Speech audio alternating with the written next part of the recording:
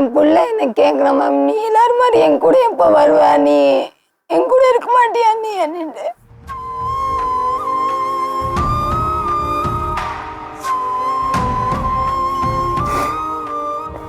அவனுக்கு என்ன ஆன்சர் பண்றது எனக்கு தெரியல மேம். அவன் கொஞ்சம் கழிச்சு புரிஞ்சுப்பா அம்மா, புரிச்சுப்பா சரியா? இது உங்க குற்றம் கிடையாதே. இது இப்படி எல்லார் கண்ணுல நான் குற்றவாளியா தான் நிக்கிறேன் மேம். என்ன ஆன்சர் பண்றதுனே தெரியல. நான் எது தப்பு பண்ணாம எல்லாரும் என்ன வெறுக்கிறாங்க. நான் என்ன பண்ணேன்? யார் உங்களை வெறுக்கிறாங்க? எல்லாருமே இப்படி ஆயிட்டான்ட்டு யாருமே பாசமே இருக்க மாட்டேன்றாங்க என் கூட. இது நிறைய விஷயங்கள் உங்களோட தோணல் கூட இருக்கலாம், நீங்களே கற்பனை பண்ணறதா இருக்கலாமா. நீங்க அதுல இருந்து வெளியே வரணும். அதெல்லாம் பத்தி கவலைப்படாதீங்க. நீங்க உங்க ஹெல்த்ல கான்சென்ட்ரேட் பண்ணுங்க. இப்போ 2-3 மாசமா போயிருந்தேன்.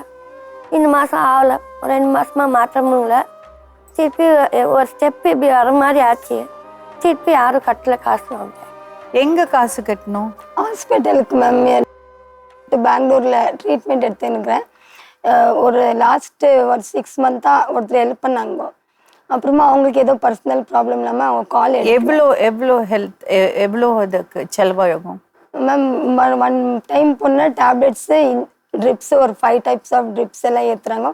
25 கிட்ட ஆகுது மேம் ஒவ்வொரு மாசமா. ஆமாங்க மேம். எங்க இது இந்த ஹாஸ்பிட்டல்?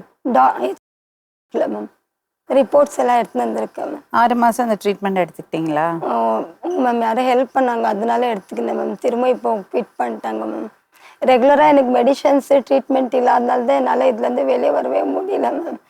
நான் எவ்வளவோ இதுலேருந்து போராடின்னு இருக்கிறேன், என்னால் முடியல. இதுக்கு கியூர் கிடையாது சொல்லியிருக்காங்களா டாக்டர்? இந்த டாக்டர் கியூர் ஆகும் பட்னு சொல்லியிருக்காங்க மேம். கியூர் எனக்கு தெரிஞ்சு நான் பேசினதில் டாக்டர்ஸ்கிட்ட பேசினல, ஆர்த்ரைட்டிஸ் ஒரு கண்டிஷன். இந்த கண்டிஷன் நீங்கள் மேனேஜ் தான் பண்ண முடியும், வழிய கியூர் கிடையாது. ரொம்ப பிரச்சனை இல்லாமல் மேனேஜ் பண்ண முடியும். அதுக்கு I think you should consult a doctor. ப்ராப்பராக டாக்டர்கிட்ட கன்சல்டேஷன். நான் ஒரு விஷயம் பண்ணுறேன், நான் என்னோட டாக்டர்கிட்ட பேசுகிறேன். பேசிட்டு அவர் அவைலபிளாக இருந்தால் உங்களுக்கு ஒரு கன்சல்டேஷன் பண்ணுறான்.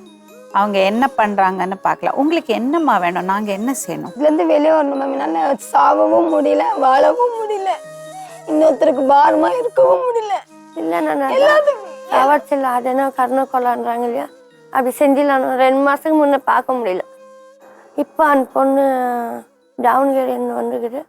அந்த பொண்ணு பார்த்து